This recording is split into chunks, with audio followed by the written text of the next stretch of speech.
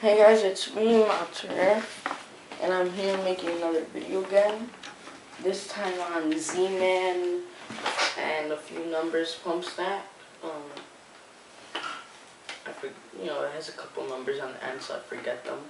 But here it is. Wooden foregrip has 3 screws holding it in. It's 2 pieces of 3/4 inch wood glued together. I let it dry for like 3 days, so that's never gonna split apart. And then I put some hot glue to gap fill. It's functioning perfectly. It has just 1/2 inch PVC. It can hold 1/2 inch PVC in the front. Just like all standard pump snaps. 1.5 inch thin wall pump sheath as usual. That's what I always use. And 2 inch PVC back here to stabilize this.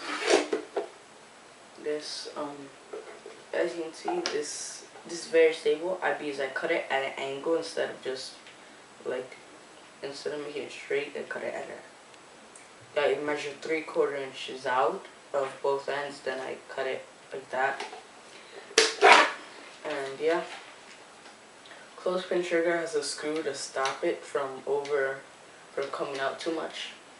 This L bracket's epoxied, super glued and screwed in place so it never moves.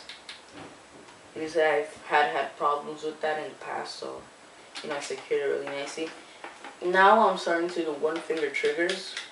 Just using a 1-inch L bracket instead of 1.5 inches. That way it's a 1-finger trigger. I find that's a lot nicer. It has a really short trigger pull.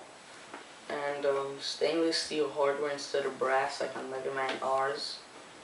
The only reason I did that for Mega Man R's was because my store was out of they didn't have screws of that length and size I needed of any other type of material. They only had brass, so I had to use those.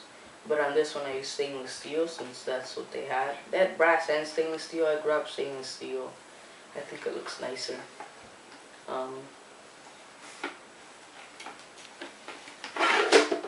As you can see, no slots in the plunger rod. It's a 3.0.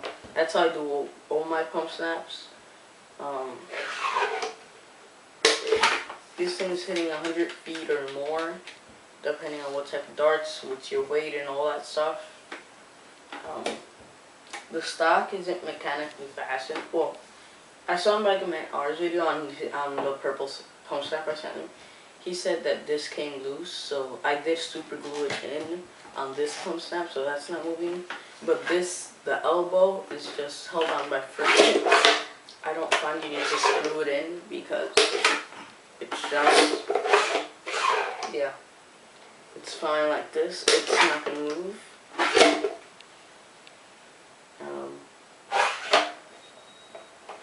Trigger pulls kind of hard, but it's not so bad. So I'm gonna do a firing test, then I'm going to do a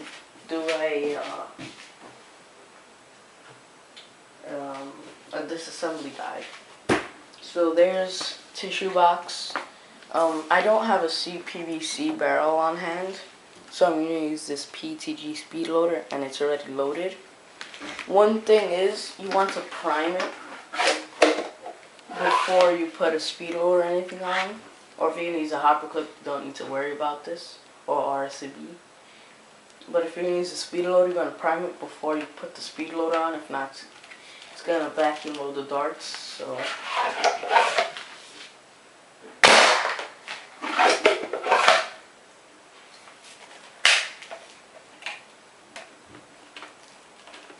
and that was the first shot, so let me just fire off the second.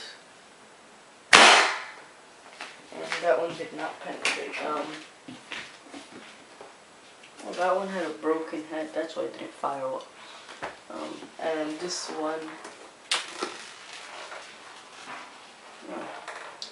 one, the weight fell out. Because this is some old black, well no, this is the black foam I use, but this one wasn't heated properly, so it's very thin, and I guess the BB flew out. So I'm gonna fire that one more time with one more glue dome out of the speed loader, then that's it. So load it up. Oops. Let me prime it. And put the speed loader on. 3, 2, 1. Yeah, that one fired well. Didn't penetrate the box, but then again, I am firing from like 10 feet away. So, yeah. The first one did penetrate, as you can see. And the head flew off the second one, which just shows, that's why I prefer using slugs, since my glue domes aren't very nice and safe.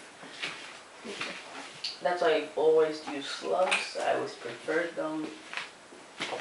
And yeah, so I'm going to show you a quick disassembly guide, and before I do that, let me just tell you guys a couple things. Or actually, I'll do that during the disassembly guide, so yeah. Okay guys, so here I am with the disassembly guide. You're only going to need two different tools. You need a big number 2 screwdriver. This is the one that has a big head. Just go to the hardware store or check your screwdrivers and see if they have a 2 on them. They need to be Phillips head number 2. And you need this Allen key, which I will include.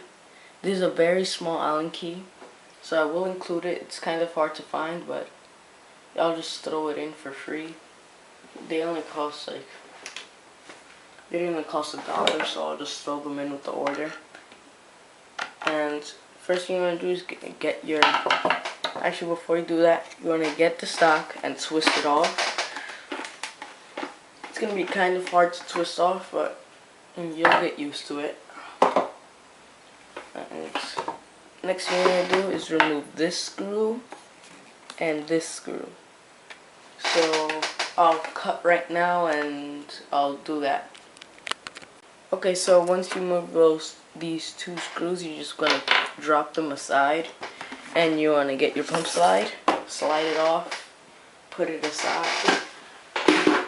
Sorry about the creaking noise, that's my dumb chair. And I forgot to tell you guys this, I did write my name in the bottom. I normally engrave it, but my engraving bit broke, so I just wrote it with the Sharpie.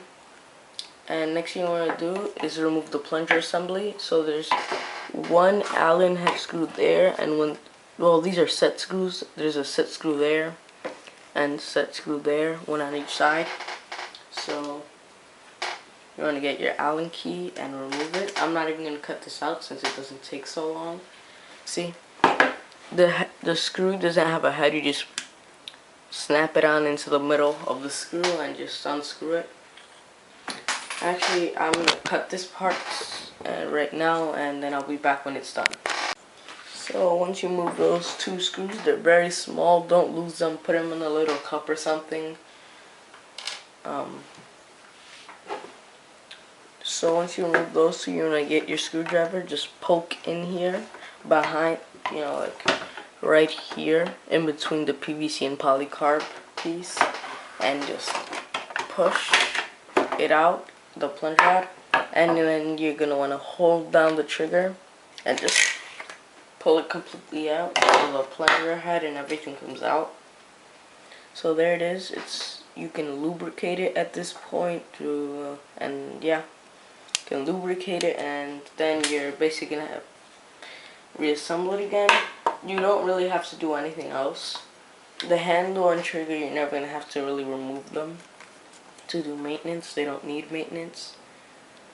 And so let me just show you how to reassemble it. So you're going to want to get your plunger rod. There's going to be 2 screws, one here, one here. And you want those 2 screws to face up. Trust me, if you don't do this, it won't catch properly. Make sure they face up, like this. And then just to test and make sure, you can look through this hole I made, and there's going to be one screw head there and one screw head there. If they're not evenly, on the top, it's not going to catch properly and the blaster is not going to function. So listen to me and make sure those screws face up, because if not, it's going to catch on the screws. Actually, I forgot one thing.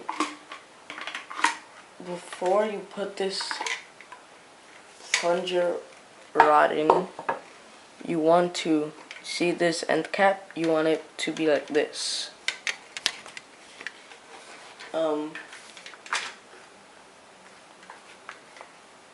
You want the side that has the tag to be facing down, and that way the screw hole right there, that way it lines up with the one right here. So you're just gonna push in the plunger rod. You have to hold the trigger down, that way it goes in. Then you're gonna, once it line up the hole in the end cap with the hole in the body, the 1 1/4 PVC body, it's gonna take a while, but as you can see, to get it lined, you see the end cap, it's gonna be sticking out, so you want to get your screwdriver and poke in there and just push it down so you can line up the screw holes, and then you want to screw it in. I know it's kind of confusing, but then again, you rarely have to do maintenance on these things. They can last months and months, possibly even a year. Actually, as long as you don't go to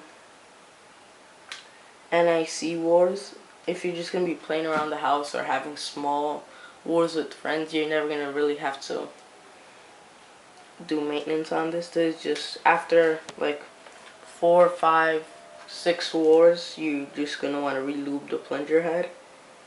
And I'm going to cut this part because it's going to take me a while to get this screw in here. So you're just going to screw the 2 small Allen head screws with your Allen wrench, and I'll be back when I have that done. Once you get the screws back in, you're just going to want to get your pump slide